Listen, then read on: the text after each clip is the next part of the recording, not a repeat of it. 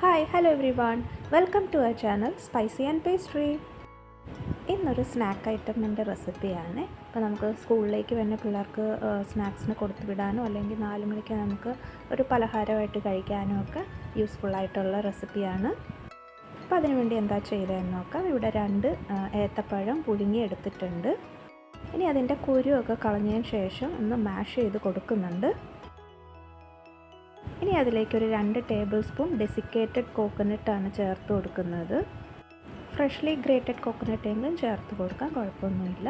ഇനി ഒരു നുള്ളു ഏലക്കാപ്പൊടി ചേർത്ത് കൊടുത്തിട്ടുണ്ട്. 1 ടീസ്പൂൺ നെയ്യും കൂടെ ചേർത്ത് കൊടുത്തിട്ട് പിന്നെ 1 ടേബിൾ സ്പൂൺ ജാഗറി പൗഡറാണ് ചേർത്തേക്കുന്നത് മധുരത്തിന് വേണ്ടിയിട്ട്. അപ്പം മധുരം വേണ്ടാത്ത ആൾക്കാർക്ക് അത് ഒഴിവാക്കാം, അല്ല മധുരം കൂടുതൽ വേണമെന്നുള്ളവർക്ക് കുറച്ചും കൂടെ ജാഗറി പൗഡർ ആഡ് ആക്കാം.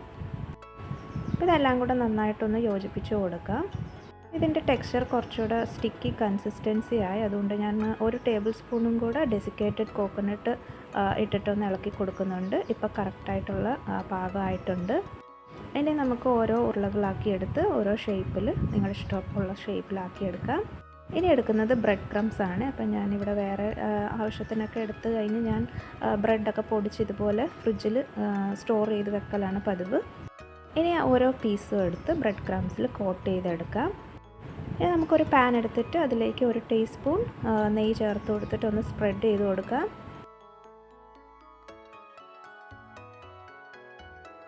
അതിനുശേഷം ഈ ഓരോ പീസ് എടുത്തിട്ട് ഒന്ന് ഷാലോ ഫ്രൈ ചെയ്തെടുത്താൽ മതിയാവും. ഡീപ്പ് ഫ്രൈഡ് ആവശ്യമില്ല, ഓൾറെഡി നമ്മൾ പഴം എല്ലാം പുഴുങ്ങിയതാണല്ലോ.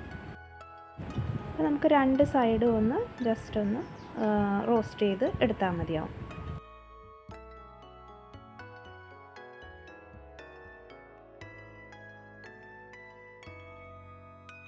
അത്രയേ ഉള്ളൂ. അപ്പോൾ എളുപ്പത്തിൽ നമുക്ക് ടേസ്റ്റിയും ഈസി ആയിട്ടുള്ള സ്നാക്ക് റെഡി ആയിട്ടുണ്ട്. അപ്പോൾ കുട്ടികൾക്കൊക്കെ ഇതുപോലെ ഒന്ന് ഉണ്ടാക്കി കൊടുത്ത് നോക്കിക്കോളൂ. വീഡിയോ ഇഷ്ടപ്പെട്ട് ലൈക്ക് ചെയ്യാനും ഷെയർ ചെയ്യാനും കമൻറ്റ് ചെയ്യാനും മറക്കല്ലേ. സബ്സ്ക്രൈബ് ചെയ്യാത്ത കൂട്ടുകാരുണ്ടെങ്കിൽ സബ്സ്ക്രൈബ് ചെയ്ത് സപ്പോർട്ട് ചെയ്യണേ. Thank you for watching. ഇനി അടുത്ത നല്ലൊരു റെസിപ്പി ഐഡിയ ആയിട്ട് വീണ്ടും കാണാം. Till then bye bye.